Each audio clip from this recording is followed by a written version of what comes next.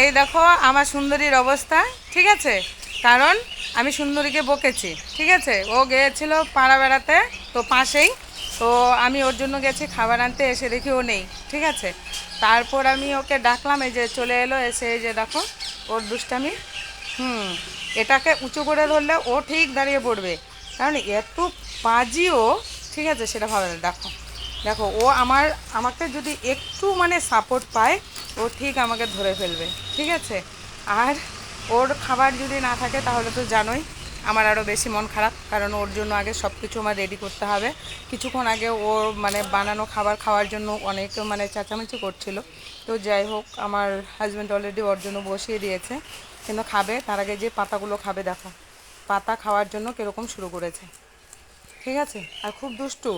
আর যে একটু সুযোগ পেলে মানে বেড়াতে যাবে ঠিকই, কিন্তু ডাকলে পরে থাকবে না। যদি আওয়াজটা কানে যায় বাচ্চাদের মতো, যে আমাকে ডেকেছে, আমাকে বাড়ি যেতে হবে, তাহলে আর কোনো দেরি নেই, ঠিক আছে? সোজা বাড়ি চলে আসবে, তখন আর ওকে কেউ বেঁধে রাখতে পারবে না, কারণ ওকে আমরা কেউ ডেকেছি, ঠিক আছে? আমাদের ডাকা মানে ওর বাড়ি আসা। ওর শুধু কানে পৌঁছানো অবধি অপেক্ষা। ও সত্যি খুব বোঝে, ওর এই বুঝটা যে এতটা হবে এটা আমিও ভাবিনি, কিন্তু এখন দেখি ও সত্যি অনেক অনেক বুঝে, অনেক বুঝে।